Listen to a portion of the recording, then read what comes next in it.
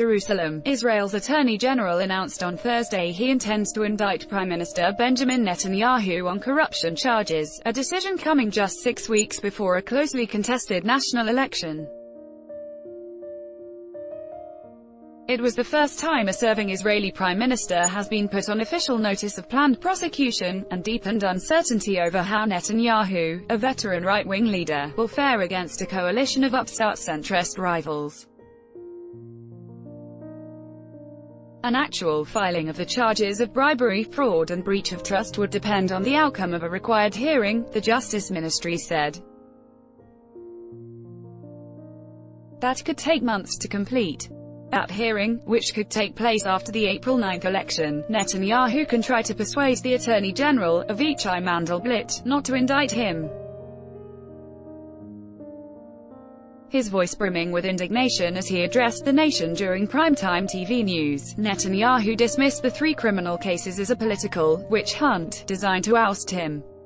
"I intend to serve you and the country as Prime Minister for many more years. But it's up to you," he said, referring to his hopes of winning a 4th consecutive term in April. "It's not up to the civil servants. It's not up to the television studios. It's not up to the pundits and journalists." Netanyahu is suspected of wrongfully accepting $264,000, $360,000 worth of gifts, which prosecutors said included cigars and champagne, from tycoons and dispensing favors in alleged bids for improved coverage by an Israeli newspaper and their website. He could face up to 10 years in prison if convicted of bribery and a maximum 3-year term for fraud and breach of trust. Israel's shekel weakened against the dollar on the news. It was trading at 3.63 per dollar at 16:20 GMT, from 3.624 before the announcement and down 0.4% versus the U.S. currency from Wednesday. Opinion polls show a tight race for Netanyahu's Likud party, with sharp gains for a center-left alliance led by Benny Gantz, a former armed forces chief who has pledged clean government. Close call. Elections at the hearing with Mandelblit, the 69-year-old Netanyahu can cite the public interest in arguing against an indictment.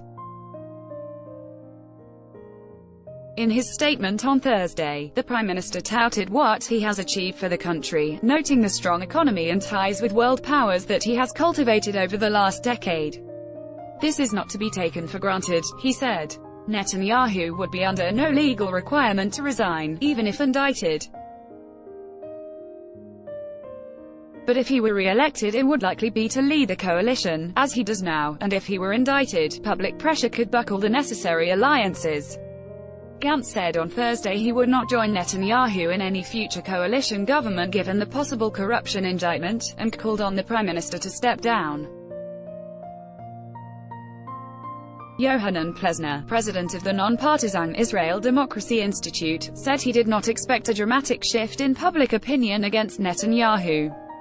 However, since the elections are such a close call, even a movement of few percentage points in either direction can make the difference between Netanyahu winning as Prime Minister, or his main challenger, Mr. Benny Gantz, said Plesner. Netanyahu's supporters generally back his hawkish stance on Iran and the Palestinians, credit him for the strong economy, and greatly admire his command of English and international standing. Many of his opponents see him as a divisive leader whose alliance with the far right has harmed democracy and made any prospect of peace with the Palestinians even more remote. Anshel Pfeffer, author of a recent Netanyahu biography, said on Twitter that Israel was entering uncharted waters, in which no one has any idea how being a prime minister under notice of indictment will affect Netanyahu and his government. Sad day. U.S. President Donald Trump, asked at a news conference earlier on Thursday about Netanyahu's legal troubles, voiced support for the Israeli leader. Trump and Netanyahu have been in lockstep over policy toward Iran and the Palestinians. "Well, I just think he has been a great prime minister," said Trump. U.S.-brokered peace talks between Israel and the Palestinians collapsed in 2014, and the Trump administration is expected to unveil a new peace plan after the Israeli election. The Palestinian leadership did not immediately comment on the news of Netanyahu's pending indictment. Sitting in a cafe in the city of Hebron, in the Israeli-occupied West Bank, 28-year-old Palestinian student Abdullah al-Razam said Netanyahu's legal predicament was in the interest of the Palestinian people. But he added, "There is also corruption within our government.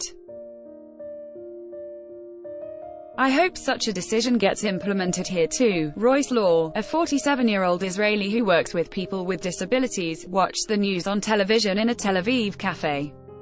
"I think it's a very sad day for us in Israel. I was upset hearing the news," he said. "It's not an easy day when the Prime Minister is accused of these allegations.